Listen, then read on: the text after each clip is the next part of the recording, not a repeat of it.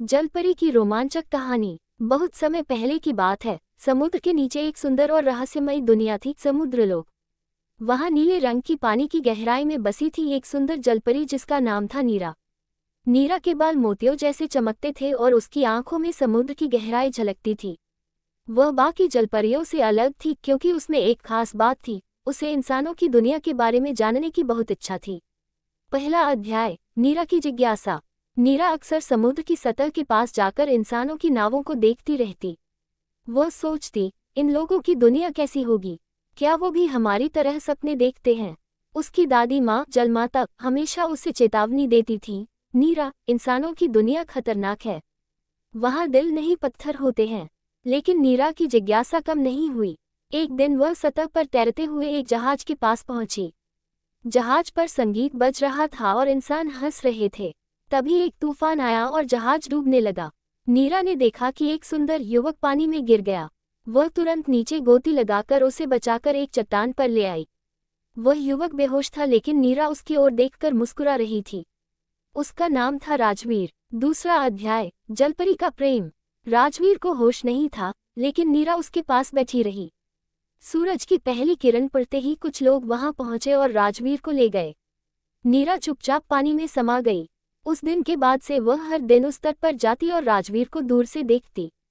उधर राजवीर को याद था कि किसी ने उसे डूबने से बचाया था। वह रोज उस तट पर आता और उस अनदेखे चेहरे की तलाश करता। नीरा चाहती थी कि वह इंसानों की दुनिया में जाकर राजवीर से मिले, लेकिन उसके पास इंसानी पैर नहीं थे। तीसरा अध्याय, समुद्र की जादूगरनी।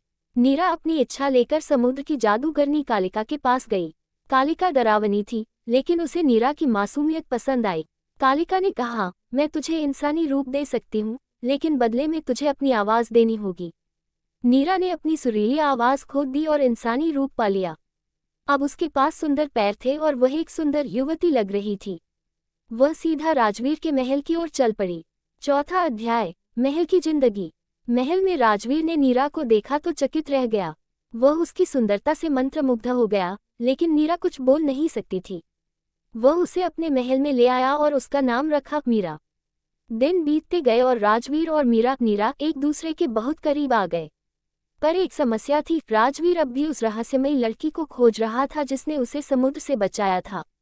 वह नहीं जानता था कि मीरा ही वही जलपरी थी। पांचवा अध्याय, अधूरा सच। एक दिन महल में एक राजकुमारी आई जिसका नाम था प्रियमवदा। उसके पिता ने उसका रिश्ता राजवीर से तय कर दिया। राजवीर ने मन मसोस कर हाँ कर दी, क्योंकि उसे लगा कि उसका सच्चा प्यार अब कभी नहीं मिलेगा।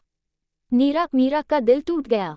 वह समुद्र के किनारे बैठकर रोने लगी, लेकिन उसकी आवाज़ चली गई थी। उसे समझ नहीं आया कि अब क्या करे। छठा अध्याय, बलिदान। उस रात कालिका फिर प्रकट हुई और बोली, अगर तू चाहे तो वापस जलपरी बन सकती है, लेकिन तुझे राजवीर को भूलना होगा। नीरा कुछ देर सोचती रही। वह राजवीर से बहुत प्यार करती थी, लेकिन उसका मन कहता था कि राजवीर खुश रहे, यही सही होगा। उसने वापस जलपरी बनने का फैसला किया। जैसे ही वह समुद्र में कूदी, उसकी पूंछ वापस आ गई। वह फिर से नीरा बन गई, सुंदर जलपरी। सातवां अध्याय, अंत की नई शुरुआत। विवाह के दिन राजवीर की नज़र तट की ओर गई, जहां एक जलपरी दूर खड़ी थी और उसकी आंखों से आंसू बह रहे थे। तभी उसे महसूस हुआ कि वही जलपरी थी जिसने उसकी जान बचाई थी। राजवीर दौड़ते हुए समुद्र की ओर गया, लेकिन तब तक नीरा पानी में समा चुकी थी। उस दिन से राजवीर ने विवाह नहीं किया और हर सुबह समुद्र के किनारे जाकर बैठा रहता। वह जान चुका था कि उसका सच्चा प्यार नीरा थी, वह रहस्यमयी जलपरी। नीरा भी समुद्र की गहराइयों से राजवीर को देखती थी और मुस्कुराती थी। निष्कर्ष, सच्चा प्यार त्याग मांगता है। नीरा ने राजवीर की खुशी के लिए खुद को कुर्बान कर दिया। ये कहानी हमें सिखाती है कि प्यार सिर्फ साथ रहने का नाम नहीं, बल्कि उस इंसान की भलाई के लिए खुद को पीछे रखने का नाम भी है। समाप्त।